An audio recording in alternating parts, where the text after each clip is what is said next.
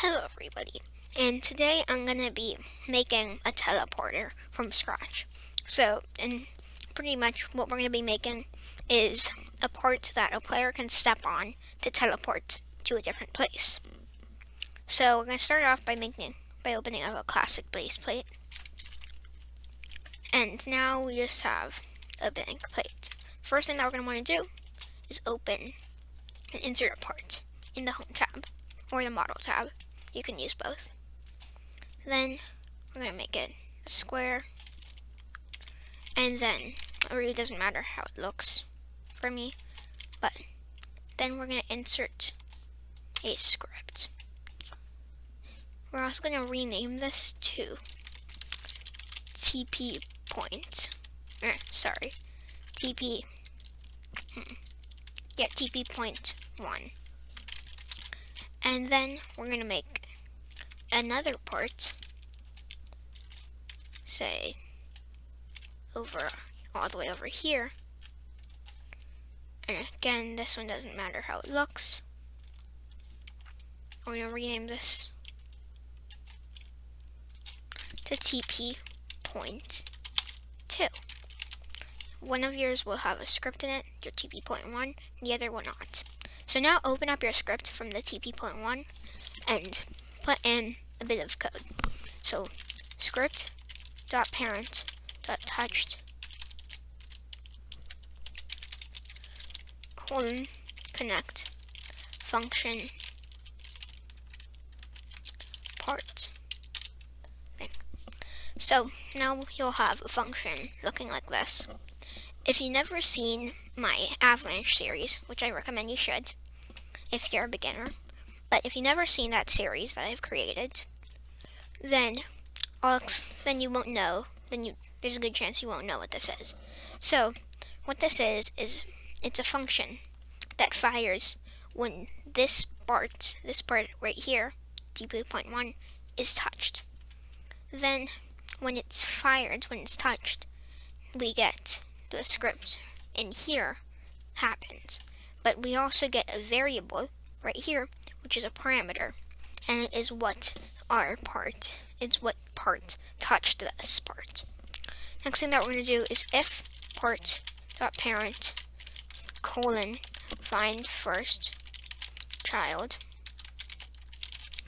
and then humanoid does not equal true, then and then we're just going to put a simple bit of stuff in here, which is part.parent.humanoid root part dot position equals game.workspace dot TP.2 dot position plus vector3 dot nil 0